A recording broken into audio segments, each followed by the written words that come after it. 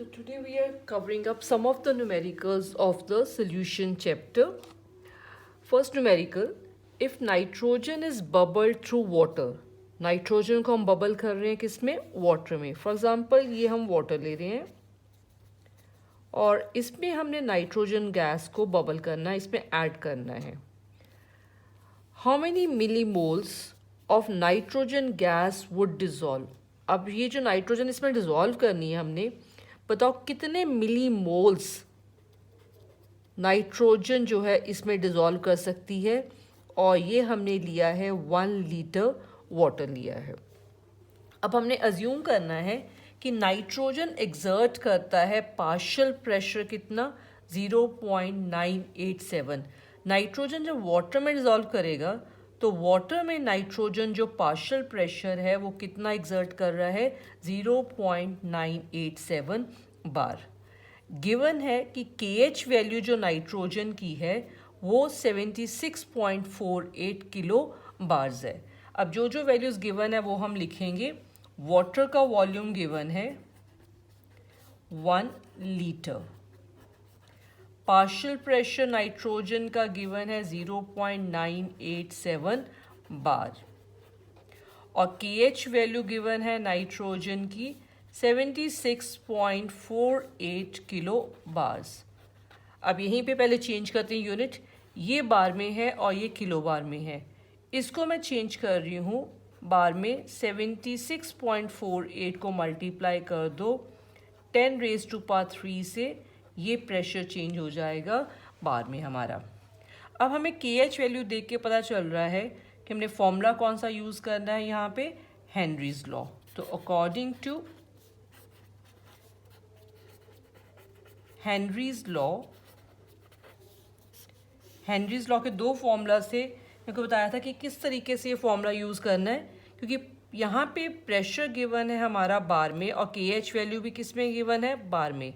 दोनों की unit same है, इसका मतलब दोनों क्या हैं, प्रोपोर्शनल टू ईच अदर. तो इसलिए फॉर्मूला हमारा होएगा partial pressure is equal to KH into the mole fraction. ये दोनों प्रोपोर्शनल आ जाएंगी. अब यहाँ से हम फाइंड आउट करेंगे मोल फ्रैक्शन, फिर मोल फ्रैक्शन से हम कैलकुलेट कर लेंगे millimoles of nitrogen. Mole fraction nitrogen की partial pressure of nitrogen 0.987 upon KH की वैल्यू 76.48 इंटू 10⁻³ ये सॉल्व करके आ जाएगा 1.29 इंटू 10⁻⁻5 आ जाएगा. अब मोल फ्रैक्शन जो है वो किसके इक्वल होती है, नंबर ऑफ मोल्स उस कंपोनेंट के divided by the sum of number of moles of both the components. तो एक कंपोनेंट हमारा यहाँ पे नाइट्रोजन है, दूसरा कौन सा हमारा वाटर है. अब यहाँ से हम कैलकुलेट करेंगे number of moles of nitrogen. लेकिन अब एक चीज़ और ध्यान में, इसको हम approximately equal to number of moles of nitrogen upon that of water भी लिख सकते हैं. हम अज्यूम करेंगे कि सोल्यूशन हमारा बहुत ही डिल्यूट है, तो सॉल्वेंट के कंपैरिजन में याद रखना, सॉल्वेंट के कंपैरिजन में सल्यूट की अमाउंट बहुत ही कम हो सकती है. तो इसको अगर हम इग्नोर भी कर देंगे कोई फ़र्क नहीं पड़ेगा. तो इसको approximately equal to N water भी लिखा जा सकता है. इस तरीके से कैलकुलेशन करना जो है वो आसान हो जाता है. मोल फ्रैक्शन नाइट्रोजन की है 1.29 into 10⁻⁻5. Number of moles nitrogen के कैलकुलेट करने हैं हमने, क्योंकि ये हमारा न्यूमिनेटर और डिनोमिनेटर दोनों में था तो कैलकुलेशन नहीं हो पाती, इसलिए हमने ये वाला इग्नोर कर दिया. ये अज्यूम किया कि सोल्यूशन हमारा बहुत ही डिल्यूट है. एन वाटर कितना होएगा, वाटर का वॉल्यूम है 100 लीटर जिसको हम 1000 ml कह सकते हैं, और 1000 ml को 1000 ग्राम ऑफ वाटर भी कह सकते हैं. वाटर के केस में वॉल्यूम और मास क्या होते हैं, इक्वल, बिकॉज वाटर की डेंसिटी क्या होती है, 1 ग्राम पर सेंटीमीटर क्यूब. तो वाटर के मोल्स हो गए 1000 मास अपॉन इट्स मोलर मास 18. ये सॉल्व करके आता है 55.5. अब नंबर ऑफ मोल्स नाइट्रोजन के आ जाएंगे 1.29 into 10 raised to power minus 5 multiply with 55.5, ये मल्टीप्लाई करके आ जाएगा 71.595 into 10 raise to power minus 5 mole. और हमने आंसर कैलकुलेट करना है मिली मोल्स में।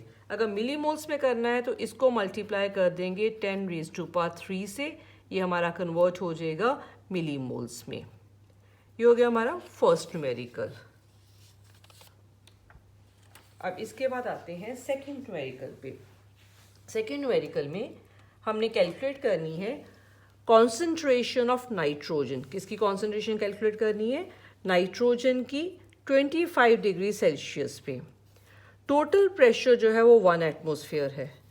यहाँ पे हमने नाइट्रोजन कैलकुलेट करना है कि कितनी कॉन्सेंट्रेशन है उसकी, और टोटल प्रेशर 1 एटमॉस्फेयर है। टोटल प्रेशर होता है जो बाहर एटमॉस्फेयर का प्रेशर है, ये वाला, ये 1 एटमॉस्फेयर है। और मोल फ्रैक्शन नाइट्रोजन की इन एयर में, यहाँ पे नाइट्रोजन की जो मोल फ्रैक्शन है वो है 0.78, और KH वैल्यू गिवन है नाइट्रोजन की 8.42 into 10 raise to power minus 7 molar पर मिलीमीटर ऑफ मर्क्यूरी। यहाँ प्रेशर मिलीमीटर्स में गिवन है। अब यहाँ हमने क्या कैलकुलेट करना है? कॉन्सेंट्रेशन नाइट्रोजन की कैलकुलेट करनी है। अब नाइट्रोजन को तो वाटर में डिसॉल्व हमने कर लिया। जो वाटर में डिसॉल्व किया तो यहाँ जो प्रेशर नाइट्रोजन दिखाएगा मिक्सचर में, उसको हम बोलेंगे उसका पार्शियल प्रेशर। तो कॉन्सेंट्रेशन निकालने के लिए नाइट्रोजन की, यहाँ हमें इसका पार्शियल प्रेशर कैलकुलेट करना पड़ेगा। फॉर्मूला है पार्शियल प्रेशर जब भी कैलकुलेट करना होता है किसी भी कंपोनेंट का, is equal to mole fraction into P total से भी हम कैलकुलेट कर सकते हैं।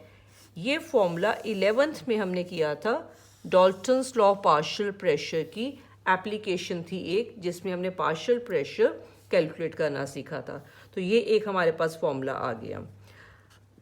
अब यहाँ से हमने मोल फ्रैक्शन नाइट्रोजन की गिवन है 0.78, और पी टोटल कितना गिवन है 1। यहाँ से पार्शियल प्रेशर नाइट्रोजन का कैलकुलेट कर लिया, जो इक्वल टू 0.78 एटमॉस्फेयर्स में आ गया। किस में आ गया ये हमारा? एटमॉस्फेयर्स में, क्योंकि यहाँ पे पी टोटल हमने एटमॉस्फेयर में लिया था। लेकिन ये प्रेशर तो हमारा मिलीमीटर में है, तो हमें एटमॉस्फेयर को मिलीमीटर में चेंज करने के लिए 760 से मल्टीप्लाई करना पड़ेगा, and this will change to millimetres. अब कॉन्सेंट्रेशन निकालने के लिए हमें क्या यूज़ करना पड़ेगा? Henry's law. According to Henry's law, because KH given है तो हेनरीज लॉ यूज़ करेंगे। Mole fraction of nitrogen is equal to KH into partial pressure of nitrogen. यहाँ पे मोल फ्रैक्शन है। Mole fraction is a type of concentration. So concentration nitrogen की calculate करनी है, वो किस टर्म में आएगी? मोल फ्रैक्शन की टर्म में। KH की वैल्यू है 8.42 into 10 raise to power minus 7 में, और ये है मोलर पर मिलीलीटर। ये मोलर पर मिलीलीटर, हाँ सॉरी, यहाँ पे ऑलरेडी पर लिखा हुआ है। ये इंटू यहाँ पे है हमारे पास पार्शियल प्रेशर ऑफ नाइट्रोजन 592.8, ये किस में है? मिलीमीटर में। ये कैंसिल हो जाएंगे और ये सॉल्व करके आ जाएगा 4.99 into 10 raise to power minus 4 molar. Molar का मतलब ये कॉन्सेंट्रेशन टर्म हमारी मोलैरिटी की टर्म में यहाँ पे कैलकुलेट होएगी। तो अब यहाँ पे ध्यान रखो, मैं इसको चेंज करके क्या कॉन्सेंट्रेशन लिख दूँ, क्योंकि यहाँ यूनिट से पता चल रहा है दिस इज एक्चुअली मोलैरिटी। ये किस टर्म में आ जाएगी? हमारी मोलैरिटी की टर्म में आ जाएगी। तो इसलिए एक्चुअल में ये मोल फ्रैक्शन नहीं है, ये हमारी कॉन्सेंट्रेशन है। और कौन से कॉन्सेंट्रेशन है? मोलैरिटी आएगी हमारे पास यहाँ पे। हाँ जी, न्यूमेरिकल क्लियर है ये वाला। इसके बाद हम नेक्स्ट न्यूमेरिकल करते हैं। वेपर प्रेशर गिवन है क्लोरोफॉर्म का एंड CH2Cl2 का। कितना गिवन है? ये अकेले कंपोनेंट्स का गिवन है, तो इसका मतलब ये प्योर फॉर्म में है। कि कोई और कंपोनेंट इसमें ऐड नहीं किया। दूसरे कंपोनेंट का 415 मिलीमीटर। अब नेक्स्ट आ जाओ, कैलकुलेट क्या करना है, वेपर प्रेशर सोल्यूशन का कैलकुलेट करना है। ये हमने कैलकुलेट करना है। कब कैलकुलेट करना है, जब इतने ग्राम क्लोरोफॉर्म को इतने ग्राम हमने CH2Cl2 में मिक्स किया, मिथाइलिन क्लोराइड में मिक्स किया। तो मास गिवन है इसका भी और इसका भी, इसको लिख लेते हैं W chloroform 25.5 gram and mass of CH2Cl2 is 40 gram. इनके मोलर मासेस कैलकुलेट कर लेंगे। Molar mass chloroform is equal to 12 + 1 + 35.5 × 3। ये सॉल्व करके आ जाएगा 119.5 ग्राम पर मोल। ऐसे हम कैलकुलेट कर लेंगे मोलर मास मिथाइलिन डाइक्लोराइड का। ये आ जाएगा 12 + 2 + 35.5 × 2, 85 ग्राम पर मोल। हाँ जी, वेपर प्रेशर सोल्यूशन का कैलकुलेट करना है। तो सोल्यूशन का वेपर प्रेशर किसके इक्वल होता है, according to Dalton's law, sum of partial pressures of the components. लेकिन ये तो प्रेशर्स गिवन है प्योर फॉर्म में, तो हमें इसका और इसका दोनों का पार्शियल प्रेशर कैलकुलेट करना है। दोनों को ऐड करेंगे तो वेपर प्रेशर किसका आ जाएगा, सोल्यूशन का। तो अगर पार्शियल प्रेशर कैलकुलेट करना है तो फॉर्मूला कौन सा यूज़ करेंगे, रॉयल्स लॉ का, मोल fraction of component into the pressure of the component in the pure state. ये फॉर्मूला हम यहाँ पे यूज़ करेंगे, रॉयल्स लॉ वाला। अब मोल फ्रैक्शन किसके इक्वल होती है, नंबर ऑफ मोल्स इस कंपोनेंट के upon that of sum of number of moles of all the components. तो दूसरा कंपोनेंट है methylene dichloride into P0 of chloroform.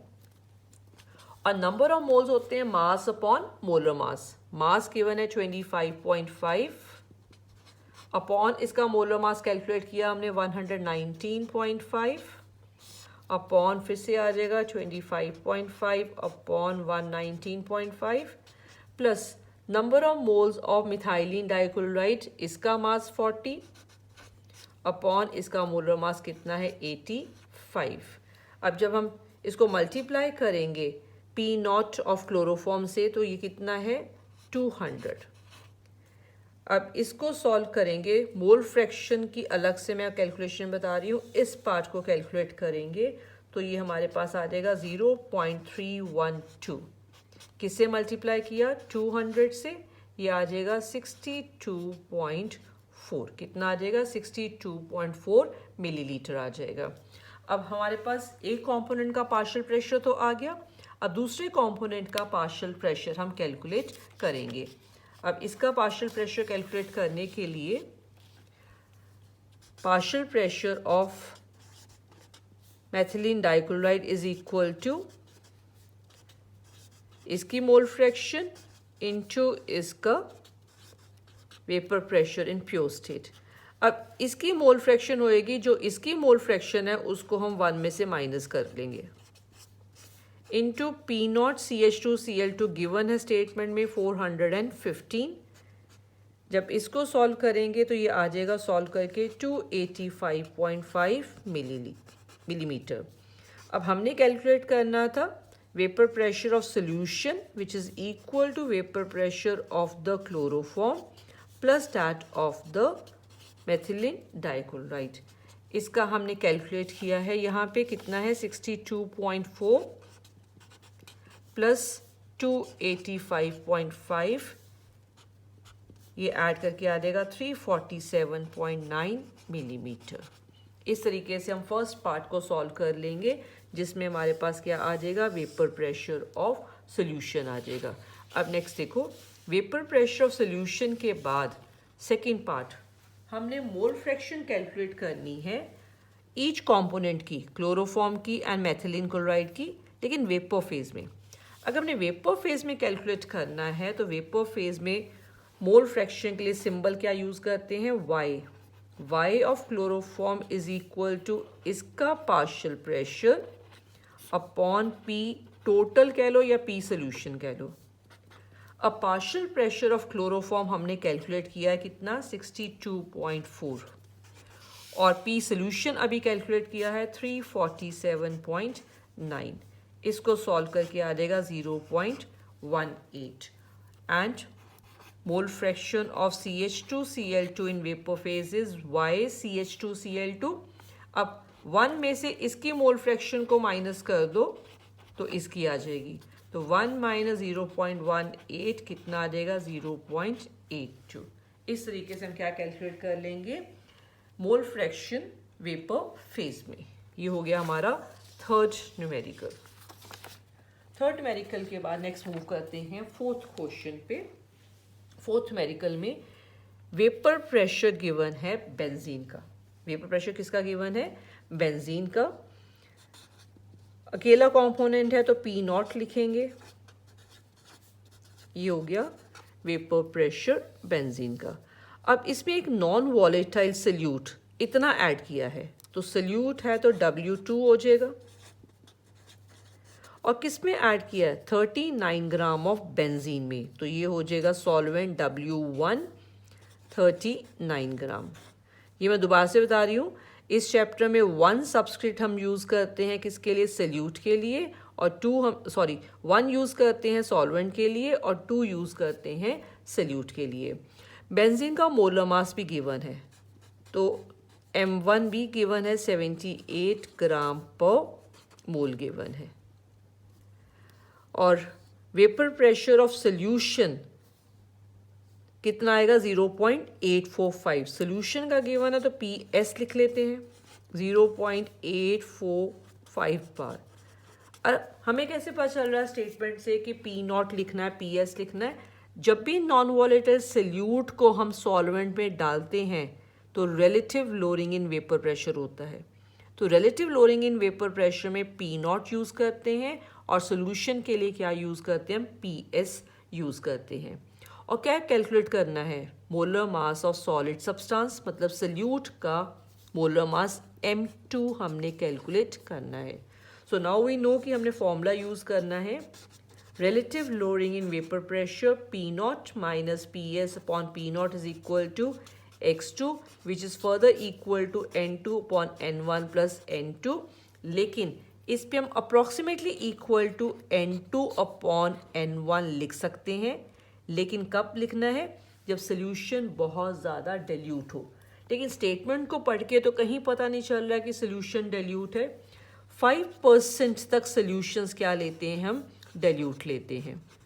लेकिन यहाँ परसेंटेज हम कैलकुलेट नहीं कर रहे हैं, ना गिवन है, तो हमें कैसे पता चलेगा सोल्यूशन डाइल्यूट है? हमने ये फॉर्मूला यूज़ करना है या अप्रॉक्सीमेटली ऐसे करके करना है?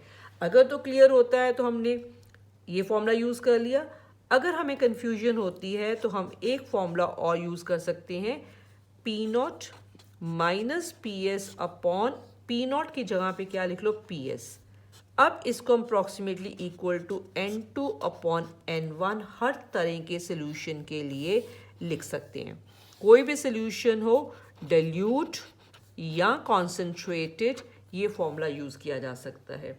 अब इसमें वैल्यूज़ फिल करनी बस हमने। P नॉट गिवन है 0.850 माइनस PS गिवन है 0.845। मैं ये फॉर्मूला यूज़ कर रही हूँ, P not 0.850 equal to N2 है हमारा W2 अपॉन M2 और N1 है हमारा 39 अपॉन 78। इसको सॉल्व करके हम यहाँ से कैलकुलेट कर लेंगे M2 की वैल्यू।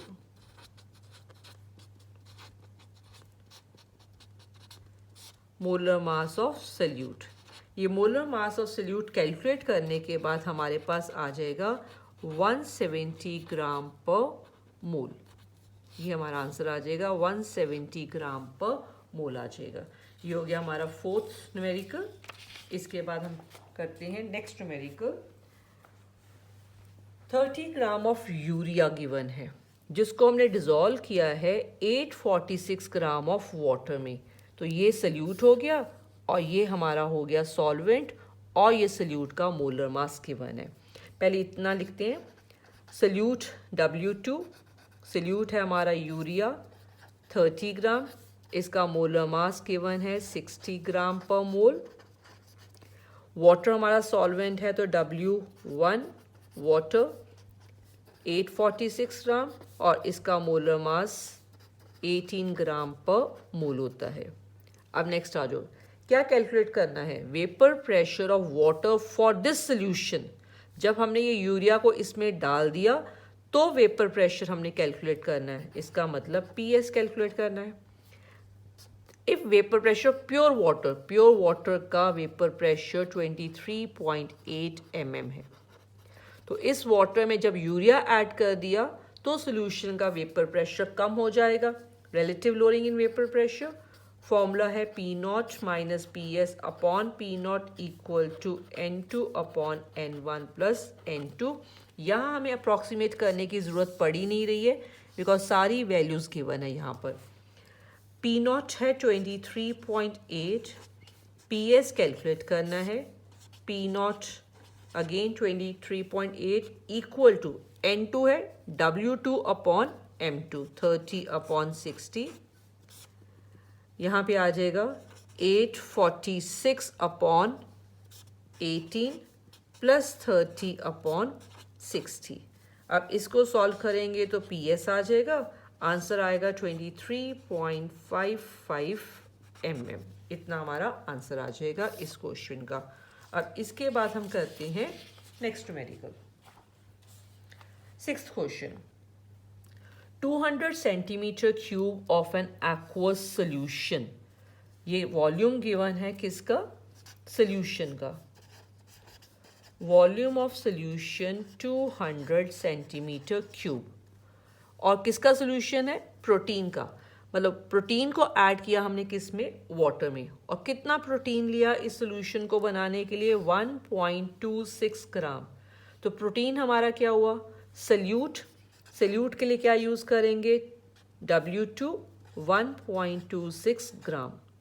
और ऑस्मोटिक प्रेशर इतने टेम्परेचर पे, टेम्परेचर गिवन है 300 केल्विन, ऑस्मोटिक प्रेशर कितना है? 2.57 इंटू 10⁻³ बार। ऑस्मोटिक प्रेशर का सिंबल है पाई। 2.57 इंटू 10⁻³ बार।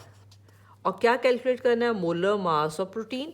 प्रोटीन का मोलर मास मीन्स सल्यूट का M2 हमने कैलकुलेट करना है। अब ऑस्मोटिक प्रेशर है तो हमें पता चल रहा है फॉर्मूला हमने यूज़ करना है ऑस्मोटिक प्रेशर का, pi is equal to CRT। C होता है N/VRT और N होता है हमारा number of moles. Number of moles किसके इक्वल होता है? मास अपॉन मोलर मास। मास हो गया W2 अपॉन मोलर मास हो गया M2। इसमें हम W और M भी ले सकते हैं बिकॉज और कोई दूसरा कंपोनेंट फॉर्मूले में मेंशन नहीं है। R into T। इस फॉर्मूले में मैंने कहा था आपको R की वैल्यू हम यूज़ कर रहे हैं, ये बार में गिवन है, तो अगर बार में होता तो R इज 0.083 बार पर केल्विन पर मोल। अगर ये एटमॉस्फेयर में गिवन होता प्रेशर तो R की वैल्यू हम यूज़ करते हैं 0.0821 एटमॉस्फेयर पर केल्विन पर मोल। बार पर लीटर पर केल्विन पर मोल में आएगा। ये हमारा होता है बार लीटर पर केल्विन पर मोल। अब यहाँ पे वैल्यूज को फिल करेंगे। ऑस्मोटिक प्रेशर 2.57 इंटू 10⁻³ W2 है 1.26, M2 हमने कैलकुलेट करना है, R है 0.083, टेम्परेचर है 300 केल्विन। अब वॉल्यूम गिवन है 200 सेंटीमीटर क्यूब, लेकिन R की जो वैल्यू है उसकी यूनिट में हमने लीटर लिखा है, बार लीटर लिखा है, तो इस वॉल्यूम को भी किस में चेंज करना है हमने? लीटर्स में। तो डिवाइड करेंगे 1000 के साथ, this will change two litre. इस फॉर्मूले में अगर आपको याद हो मैंने पहले भी बोला था कि वॉल्यूम आपने लीटर्स में लेना है। यहाँ से हम कैलकुलेट कर लेंगे M2 की value which will come out to be equal to 61039 gram पर मोल। ये वैल्यू आ जाएगी हमारी मोलर मास की आ जाएगी। हाँ जी, इसके बाद नेक्स्ट क्वेश्चन 7th न्यूमेरिकल। इतने टेम्परेचर पे 36 gram of glucose is present in 1 litre of solution. इतनी वैल्यूज पहले लिखते हैं। ग्लूकोज का mass W is equal to 36 gram. Temperature है 300 केल्विन। और किस में प्रेजेंट है ये? वॉल्यूम कितना दिया हुआ है यहाँ पे?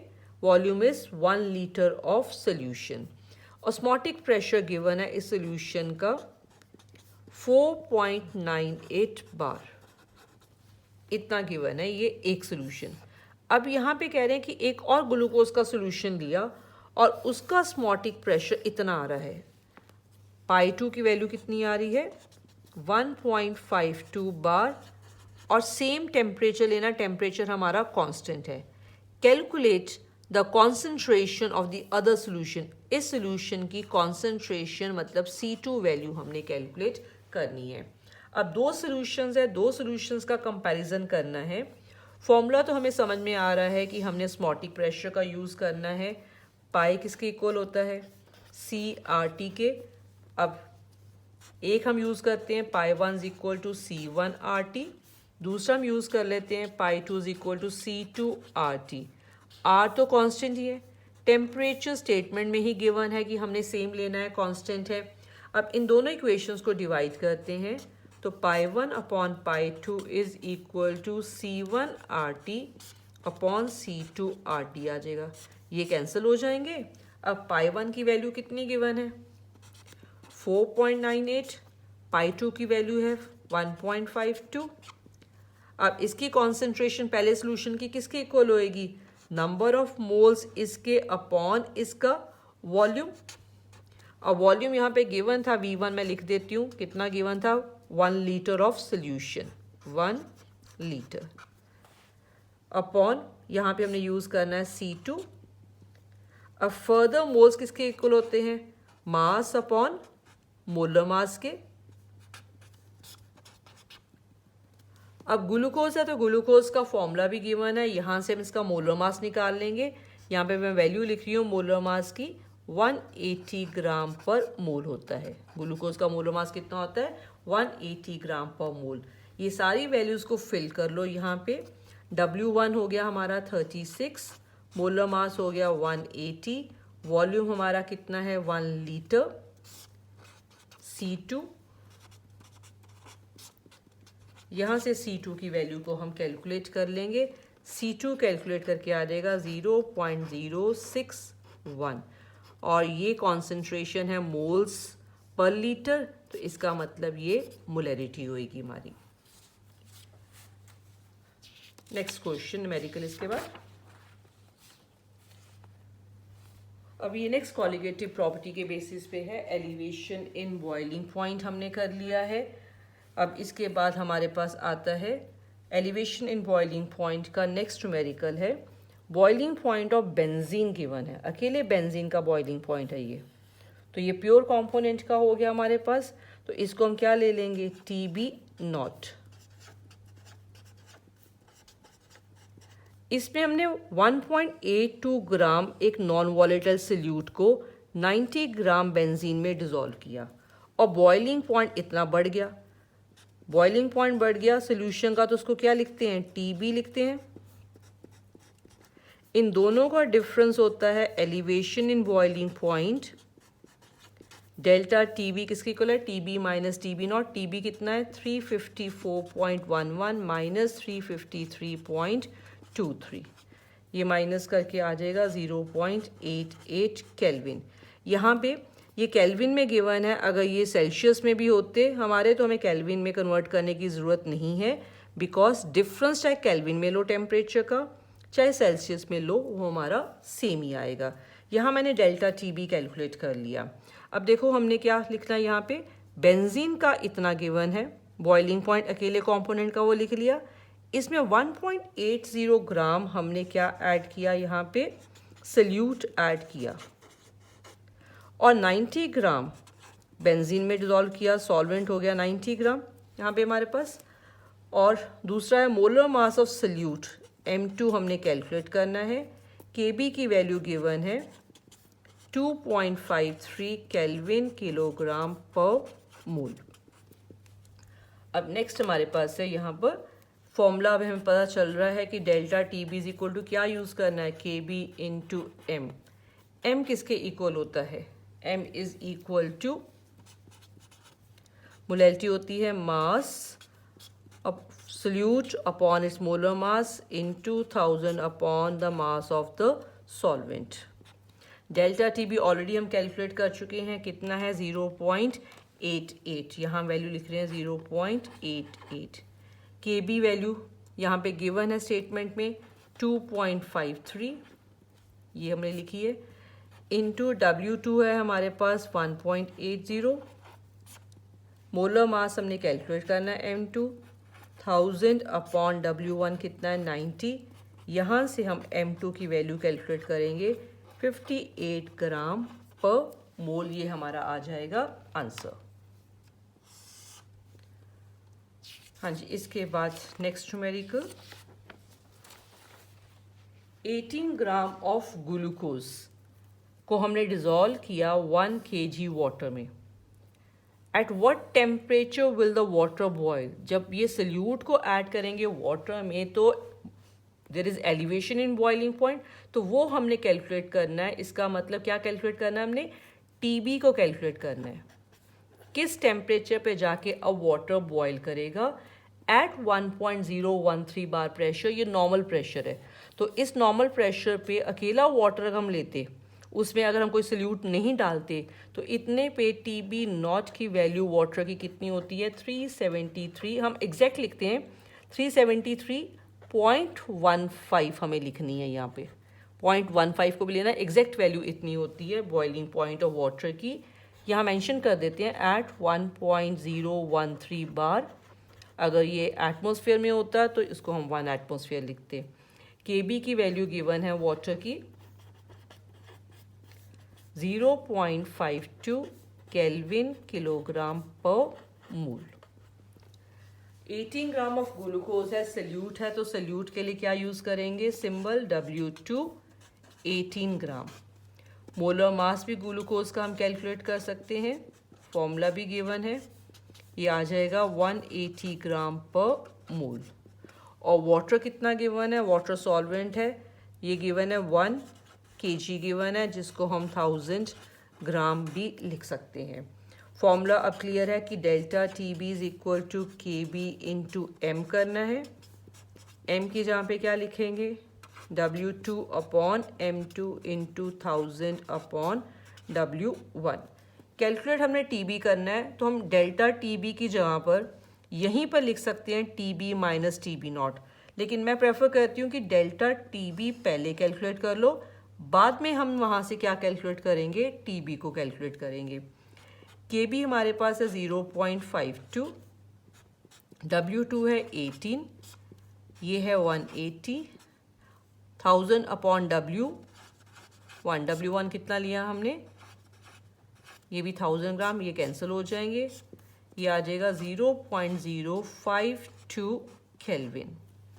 अब डेल्टा TB कैलकुलेट कर लिया, which is equal to TB minus TB naught. Calculate करना है हमने TB, डेल्टा TB की वैल्यू कैलकुलेट किया 0.052, TB कैलकुलेट करना है, TB नॉट हमने अपने आप लिखा है